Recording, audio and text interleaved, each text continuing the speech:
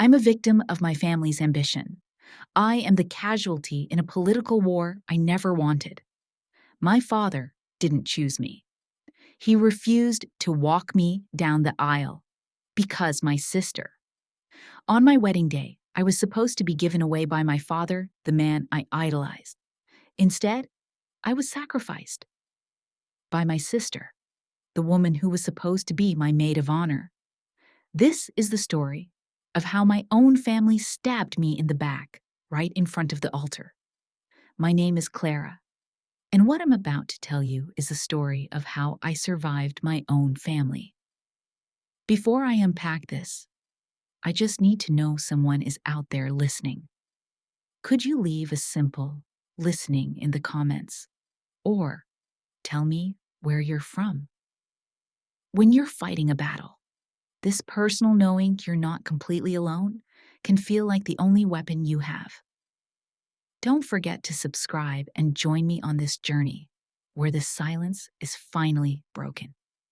Thank you.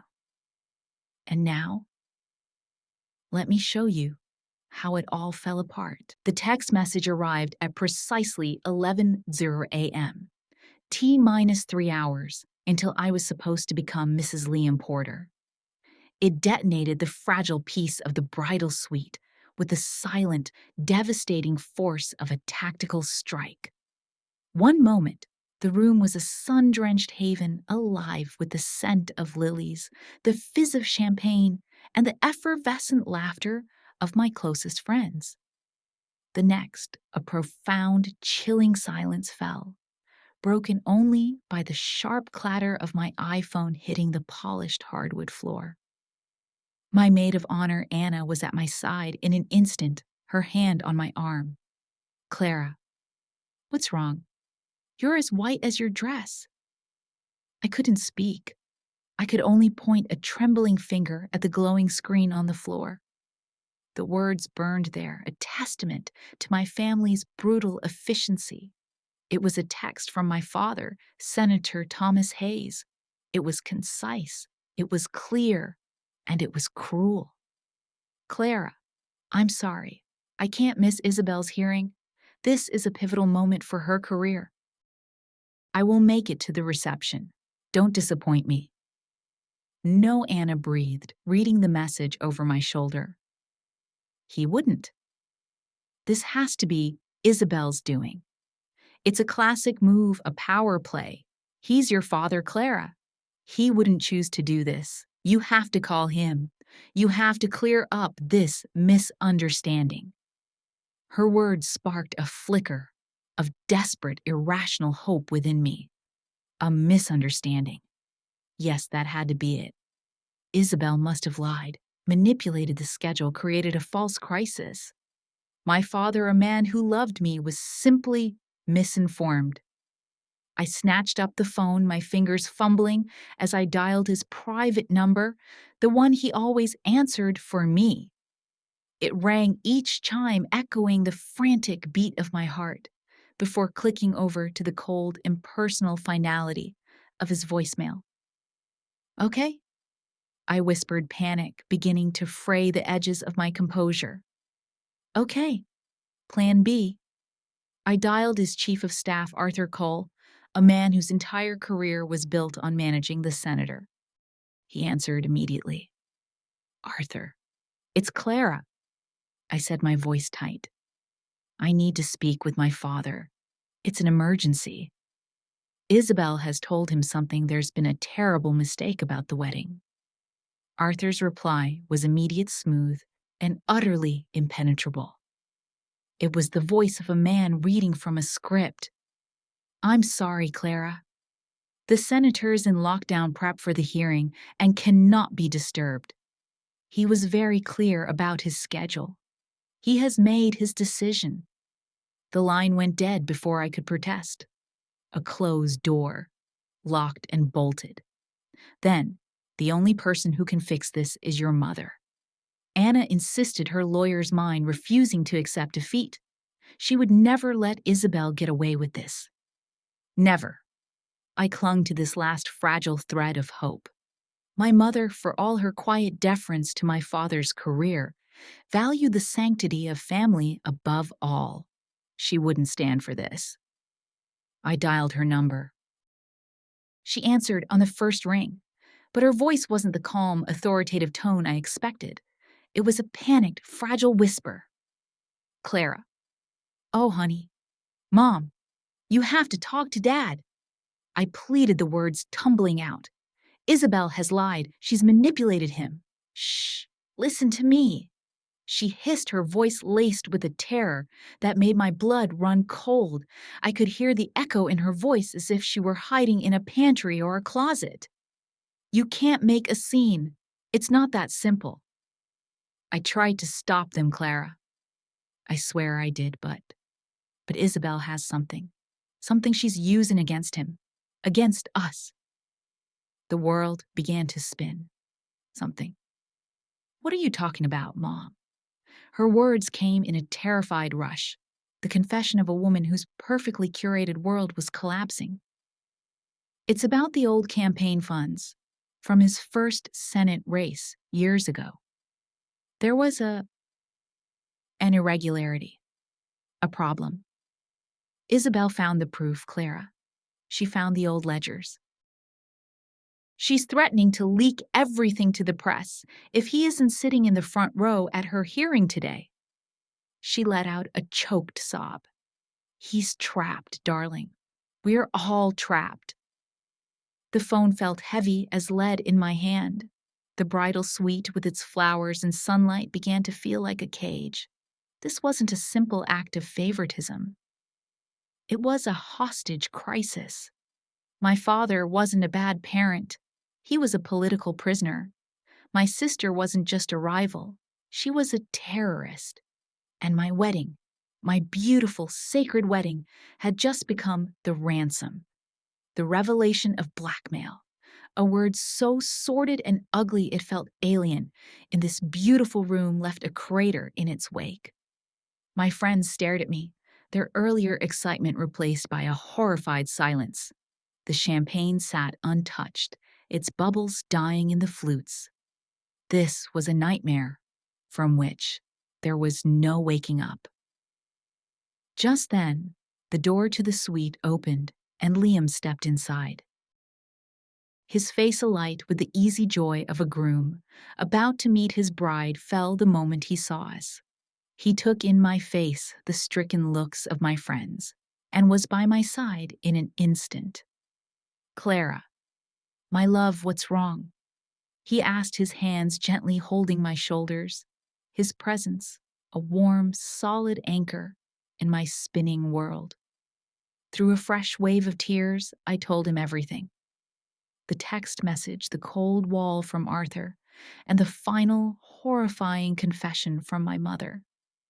I watched as his face moved through a storm of emotions, confusion, disbelief, and finally, a deep glacial fury that I had never seen in him before. Liam was an architect, a man who built things with logic, steel, and integrity. The toxic Machiavellian games of my family were a foreign language to him, and he refused to learn it. Blackmail. He repeated the word, a curse on his lips. No, absolutely not. I don't care what secrets this family has. I am not letting them destroy our wedding day. Not like this. He stood up straight. No longer a groom, but a protector. I'm calling him. Liam, don't, I whispered. You heard what Mom said. He's trapped. I don't care, he said, his jaw set, pulling out his phone. I'm his future son-in-law. If he's a hostage, he needs to hear from someone on the outside. He has to listen to me. A new wild hope surged through me, almost painful in its intensity. Liam. He was the outsider. He wasn't a part of their poisonous ecosystem. Maybe he could be the antidote. We all watched, holding our collective breath, as he dialed my father's private number. To our utter astonishment, my father answered the call. Senator, this is Liam. He began, his voice firm and respectful, but unwavering. I know the position you're in, and I know what Isabel is doing. But you cannot let her win. What you are doing to Clara is unacceptable. We can handle this as a family, but you cannot abandon your daughter on her wedding day." There was a beat of silence. When my father's voice finally came through the speakerphone, it was not the voice of a trapped, desperate victim. It was the calm, controlled, and utterly chilling voice of a general commanding a battlefield. It was the voice of a man in absolute control. "Liam, I'm glad you called," the senator said, each word a perfectly polished projectile of ice. "Let me be very clear so that there are no further misunderstandings. This family's legacy and its survival is paramount. If Clara chooses to proceed with this wedding and create a public spectacle after I have explicitly requested her discretion, then you should both seriously reconsider what it means to join this family." He didn't hang up. He waited, letting the threat sink into the silent room. "The choice," my father concluded, his voice dropping to a near whisper, "is hers." Then the line went dead. Liam stood frozen, his hand still holding the phone, his face a mask of stunned, horrified disbelief. He slowly, in the dark, reflective screen of his phone, I saw myself, a bride in a white dress, pale and broken, staring at the wreckage of her own life. The reversal was absolute, a catastrophic, soul-crushing blow. My father wasn't a hostage. The blackmail wasn't a weapon being used against him. It was a shield he was hiding behind. He had taken Isabel's monstrous act and co-opted it, transforming it into a tool to enforce his own will. He hadn't just chosen his political legacy over me. He had threatened my entire future to ensure my silence. He and Isabel weren't captor and hostage. They were co-conspirators. And in that moment, I understood the final devastating truth. I wasn't just the ransom. I was the enemy. The silence that followed my father's ultimatum was a living entity. It filled every corner of the bridal suite, smothering the scent of lilies and chilling the champagne in the glasses. My friends stood frozen, their faces a mural of disbelief and horror. Liam was pacing like a caged tiger, his fury a palpable force in the room. The wedding, once a symbol of hope and new beginnings, now felt like the scene of a crime. "That's it," Liam finally said, his voice a low growl. "We're canceling. I'm not letting you marry into this viper pit. It's not a wedding, Clara, it's a trap." Anna nodded in grim agreement. "He's right. Let's get you out of that dress. We can be out of here in 10 minutes. Logically, they were right. The sane, rational response was to run, to escape. But as I sat there, paralyzed in my beautiful white dress, a strange, cold resolve began to push through the shock. It was the same stubborn defiance I'd felt when fighting for a community project everyone told me was impossible. "No," I said, my voice quiet but firm, cutting through their protective anger. The room fell silent again, all eyes on me. If I cancel, they win. If I walk down that aisle and pretend nothing happened, they win. They don't get to win that easily. I stood up, the heavy silk of the gown rustling around me. I am not a pawn in their game. If I'm going to be a casualty in this war, I need to know what the war is truly about. I need to know exactly what Isabel has on them. A distant memory, a story my grandmother used to tell about family secrets, surfaced in my mind. I picked up my phone, my fingers flying across the screen, and dialed my Uncle David. "Clara," he answered, his warm, academic voice a stark contrast to the venom I'd just heard. "Uncle David," I said, my voice tight and urgent. "Dad's first Senate campaign, the one in 1998, Mom just told me Isabel is blackmailing him over something to do with the finances from that campaign. Do you know anything? Anything at all?" There was a long, pregnant pause on the line. I could hear the faint sound of him drawing on his pipe, a habit he'd had for years. "Clara, this is a conversation for another day. Not your wedding day. Today is the only day it could possibly be," I insisted, my voice cracking. "Please, I need to understand." He sighed, a sound heavy with the weight of secrets he had clearly carried for decades. "Your grandmother, my sister. She was his first campaign treasurer," he began slowly. "She was meticulous, a true believer. But she didn't trust official records entirely. She kept her own set of private, handwritten ledgers, a second set of books detailing every donation, every expense, everything. After she passed away, your mother had all of her old office effects boxes and boxes of them put into the Hayes family archives at the Viridian storage facility. A jolt of electricity shot through me. A lid, a physical object, a place where the truth might be buried. Hope, fierce and sharp, pierced through my despair. "The storage unit. Which one is it?" "Unit 3B, he said then. His voice became grave. "But Claire, you must be incredibly careful. Isabel knows about those ledgers. Your grandmother showed them to both of you once, when you were teenagers. You were fascinated by the old photographs and letters tucked between the pages. Isabel." He paused. Isabel was fascinated by the numbers. Even at 16, she understood what they represented. That girl doesn't just play chess. She sees the whole board 10 moves ahead. If there's something in those books, chances are she already knows about it.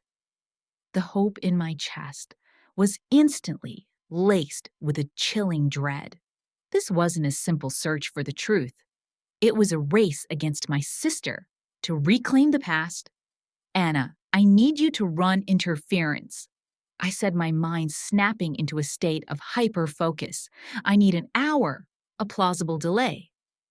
The most dramatic, cliché, bridal problem you can think of." Anna's eyes, which had been filled with helpless pity, now shone with a lawyer's strategic fire. A small, grim smile touched her lips. "Consider it done," she said, already pulling out her phone. "The zipper on this couture gown has just tragically broken, and I am about to unleash hell upon the designer's boutique. They'll be lucky if I don't have their business license revoked by tea time. Go. And be careful." The next few minutes were a surreal whirlwind. Liam and I, a bride and groom fleeing their own wedding, slipped out a side entrance normally used by caterers. The sight of me hiking up thousands of dollars of silk and lace to climb into his low-slung convertible was a picture of beautiful absurdity. The wedding dress felt less like a gown and more like a disguise. As we sped through the streets of Viridian City, my phone began to buzz incessantly.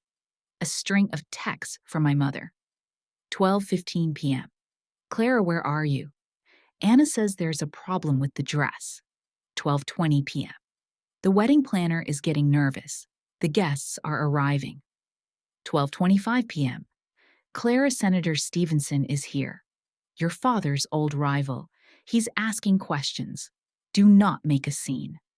The pressure was immense. A ticking clock counting down to my own social execution. The Viridian storage facility was a soulless place of identical corrugated steel doors. Liam punched the code for Unit 3B, and the metal door rattled upwards, revealing a tightly packed cube of my family's past. The air was thick with the smell of aging paper and dust. "What are we looking for?" Liam asked, already rolling up the sleeves of his tuxedo. "A dark green leather ledger," I said, my eyes scanning the neatly labeled boxes. Gold lettering. "T. Hayes, Senate Campaign, 1998.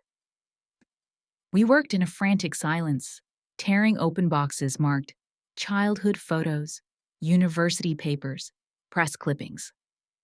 We found my kindergarten drawings, Isabel's debate team, trophies, pictures of a smiling, happy family that felt like a civilization from another planet. Then, at the very back, behind a stack of old campaign posters, I saw it. A box labeled simply Eleanor Hayes. Personal. My grandmother. With trembling hands, I pulled it down. And there it was, nestled between old photo albums. The green leather spine. Liam, I found it. I gasped a wave of relief so powerful, it almost knocked me over. We had it. The weapon. The truth. I laid the heavy book on the cold concrete floor and carefully opened it. My grandmother's elegant flowing script documented the campaign's finances with painstaking detail.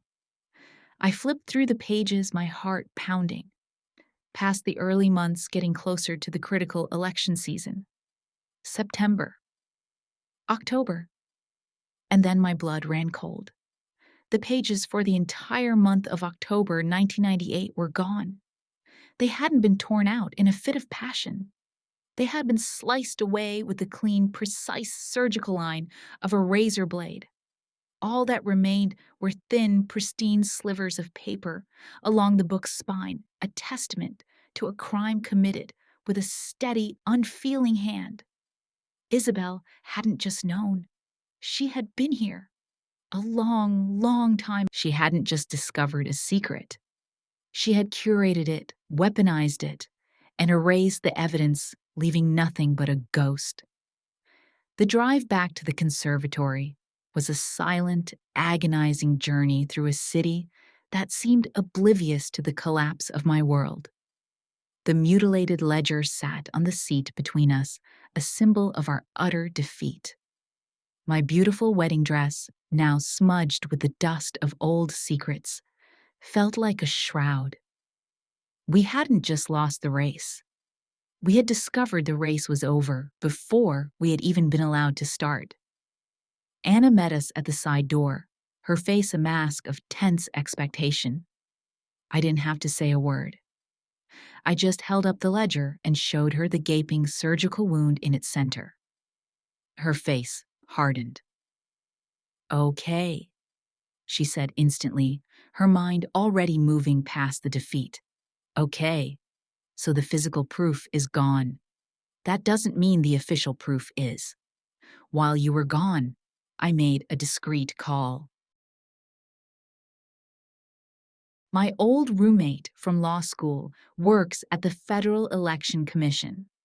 I didn't give any names, but I asked her to run a search for any flags, any old inquiries or investigations into the Hayes 98 campaign.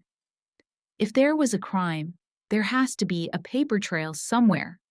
Even Isabel can't shred the government servers. A new path, a legal official path, a tiny fragile sliver of hope began to bloom in the wasteland of my despair.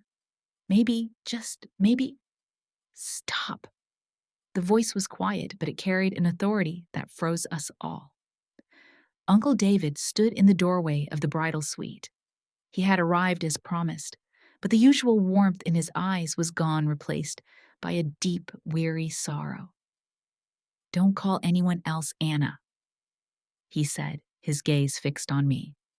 You won't find anything in the official records, because the person who covered it up was a genius. What are you talking about? I whispered, a new dread coiling in my stomach. He stepped into the room, his shoulders slumped, as if under an immense weight.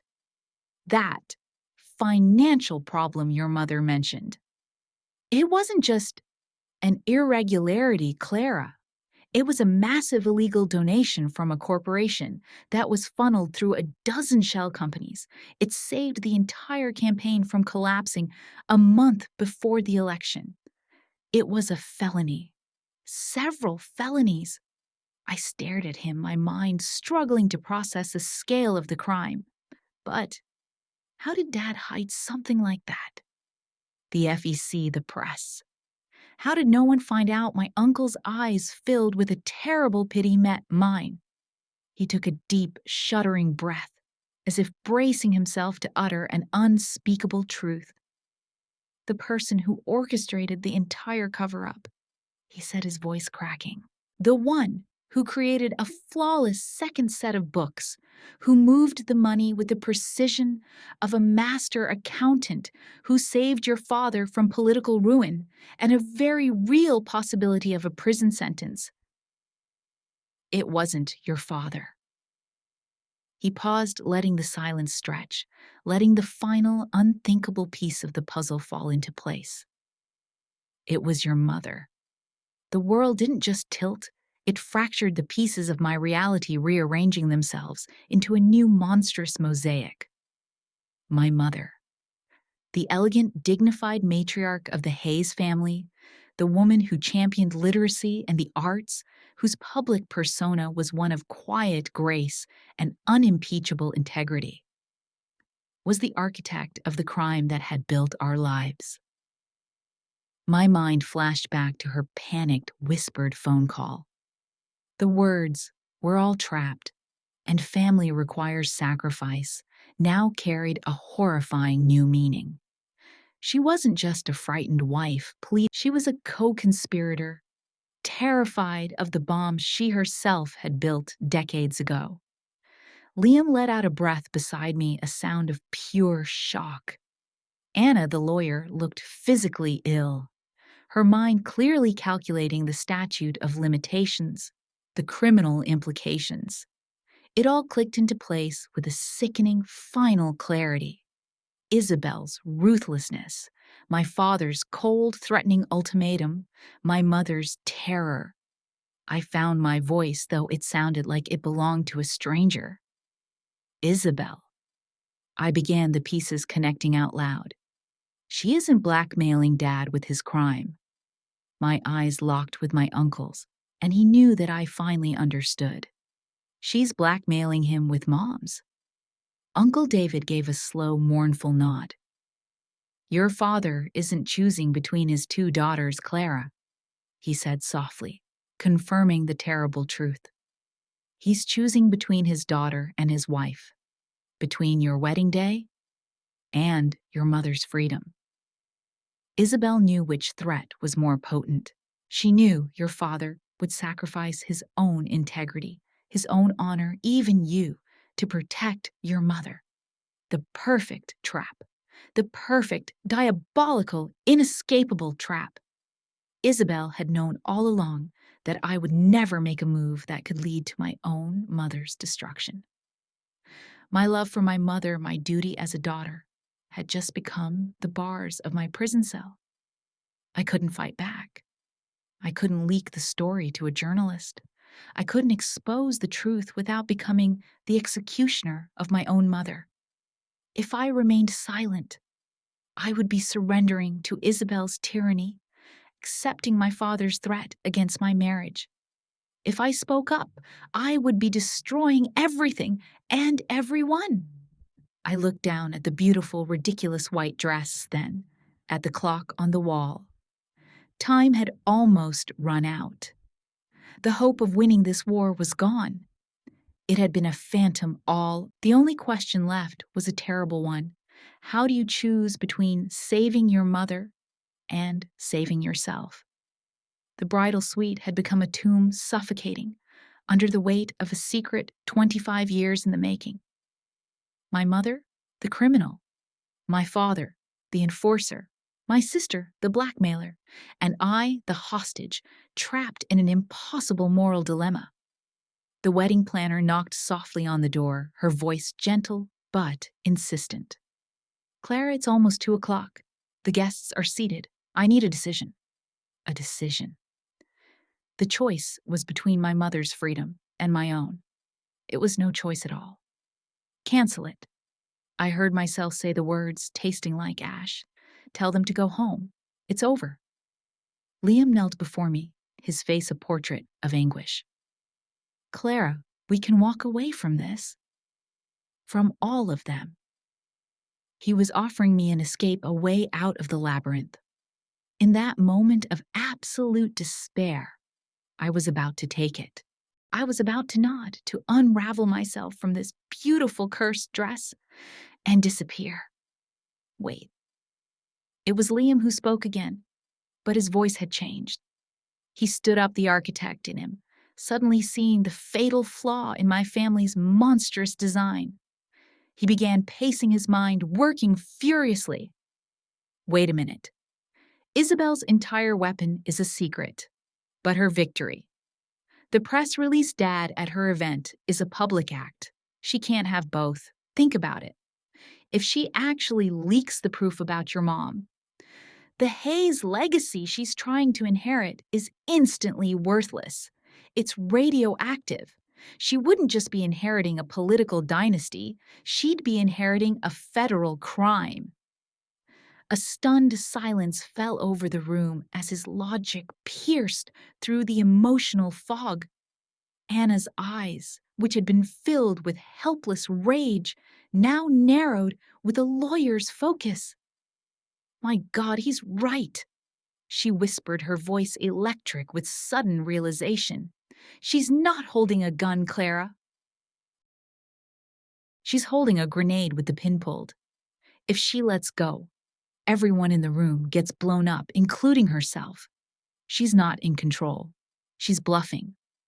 The words hit me like a defibrillator, shocking my paralyzed heart back into a frantic, powerful rhythm. A third option. A path that was not surrender, not self-destruction, but a counterattack. A wild, terrifying, and brilliant idea began to form in the ruins of my despair. I rose from the settee, the heavy dress rustling around me. The tears were gone. My hands were steady. A cold, clear focus descended upon me. I looked at the reflection in the mirror and saw not a broken bride, but a woman who had just been handed a weapon. "Get me my phone," I said, my voice low and even. "I'm not canceling the wedding. I'm making a phone call." Anna's jaw dropped. "Who are you calling?" A grim smile touched my lips for the first time that day. "The person who holds the grenade." I dialed Isabel's number and put the phone on speaker for Anna, Liam, and my uncle to hear. It rang twice. "Clara, darling." She answered, her voice a perfect performance of sweet sisterly concern. "I was just thinking of you. I'm so sorry about how today has turned out." "But cut the act, Isabel," I said, my voice like ice. The warmth in her voice vanished instantly, replaced by a stunned, indignant silence. I had never in my entire life used that tone with her. "I know everything," I continued, each word a carefully placed move on the chessboard. "I know about the '98 campaign. I know about the ledger. And I know about Mom." I heard her sharp, ragged intake of breath. You don't know what you're talking about," she stammered, but the lie was flimsy, transparent. "Here's what I know." I pressed on my voice, gaining strength. "You have a press release, a disgusting piece of political theater, scheduled to go out to every news outlet in this city at exactly ETU 5 p.m. If that press release is sent, I will be holding my own press conference at 3 p.m. right here in this dress. I will have Uncle David, Mom's own brother, standing by my side.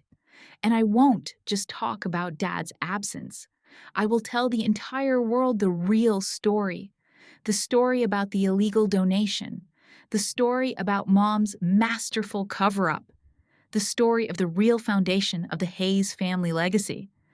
I let the threat settle in the silence. "So, you have a choice to make, Isabel." I concluded, my voice dropping to a near whisper. "Do you want a small, pathetic headline today? Or do you want to burn this entire kingdom to the ground, your call?" The silence on the other end was a confession. I could practically hear the frantic calculations whirring in her brilliant, toxic mind. She was trapped. I had taken her grenade and I was holding it right back at her. Fine. She finally hissed the word, spitting from the phone, dripping with a hatred so pure it was almost tangible. You win. This round. I'll cancel the release. I'll call Dad and tell him the deal is off. A wave of dizzying, triumphant relief washed over me. Anna squeezed my hand, her eyes shining. I had done it. But Isabel's voice sliced through the moment, low and menacing. He won't make it in time for the ceremony, Clara. It's too late. The best he can do is show up for the reception. And you? She commanded, her voice the sound of grinding glass. Will say nothing about this to anyone, ever. You will smile. You will take pictures. We will all play the part of the perfect, happy family. If I see so much as a crack in your smile, this truce is over. Do you understand me? She hung up before I could answer. I lowered the phone. The room was silent. The air, I had won. I had saved my mother, neutralized the threat, and broken my sister's hold over us. But the victory tasted like ash. It was a strategic win, a political win. But the one simple human thing I had wanted from the day my father's hand on my arm was still lost to me. I had won the war, but I had still lost the thing my heart wanted most. 30 minutes. 30 minutes remained until the music was scheduled to begin. The immediate threat was gone, but the emotional wreckage was everywhere. The battle was over, but the wounds were still fresh and bleeding. Uncle David, who had stood silently by the window throughout the entire call, now walked over to me. His eyes, which had been filled with a worried sadness, now held a deep, quiet pride. Your mother would have been so proud of the woman you just became, he said softly. He looked at the empty space where my father was supposed to be. Your father made his choice, Clara, a choice based on a legacy of secrets, and now you get to make yours. What do you want to do? I looked at Liam, who had never left my side, his presence a silent, unwavering promise. I looked at Anna and my friends, my true family, who had just been in the trenches with me. And I looked at my uncle, the man who had gotten in his car without a second thought. The choice was clear. It wasn't a compromise. It wasn't a backup plan. It was a declaration. Uncle David, I said, my voice clear and strong, will you walk me down the aisle? A slow, brilliant smile spread across his face. It would be the greatest honor of my life. When the grand doors of the conservatory finally swung open, a soft gasp rippled through the seated guests. They were expecting a senator. They saw a quiet history professor, his face shining with love, his arm linked firmly with mine. I saw the confused looks, the frantic whispers. I saw my mother in the front row, her face pale, a portrait of complex relief and sorrow. I saw it all, but I didn't feel it. Halfway down the aisle, a side door near the altar burst open. My father rushed in, his face flushed, his tie slightly askew.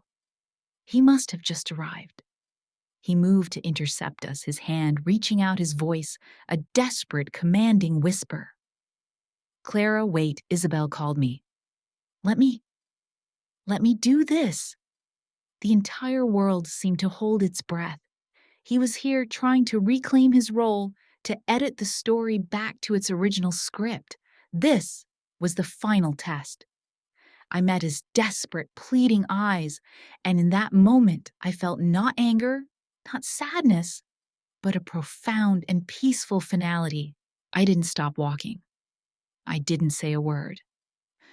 I simply gave a small, slow shake of my head, A silent, complete refusal. Then I turned my gaze forward toward Liam and continued on my path, with my uncle leaving my father standing alone and utterly powerless in the middle of the aisle he had abandoned. I reached Liam. He took my hand, his grip warm and steady as eyes not filled with pity, but with a fierce, breathtaking admiration. As the officiant began to speak, my phone tucked away in Anna's purse gave a soft buzz. Later, after the vows had been spoken, after I had kissed my husband, after my new life had truly begun, I finally checked the message. It was from the anonymous number that belonged to the aide. The text was short, a final confirmation from a stranger who had helped change my life. The press release has been permanently recalled from the system. Congratulations, Clara.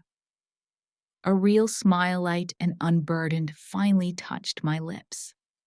I had won.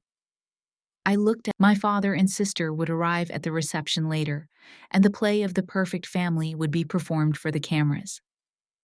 But I was no longer an actor in their production. I had just walked off their stage and into my own life. And that was my wedding day. The day I lost a father but finally found myself. Thank you. Thank you for sitting with me through this, for letting me share a story I kept locked away for a long time. If you've ever felt like you were living in someone else's shadow, waiting for a turn that never seemed to come, if you've ever known what it's like for family to be both your safest harbor and your biggest storm, or if you've ever had to make the impossible choice between protecting the people you love and protecting your own soul. Or maybe you've never been through this yourself, but something in my story simply resonated with you. Could you just comment yes below? Sometimes the simple act of saying yes, I see that pain, or yes, I understand, is the first step toward reclaiming your own story. You're welcome to share a piece of your own journey if you feel comfortable, or you can just be here and listen. Knowing you're not alone is sometimes all the comfort we need. I'll be in the comments reading your words. Let's make this a space where our stories don't have to stay silent. Until next time, be kind to yourself. And remember, you can't choose the family you're born into, but you can always choose the one you build.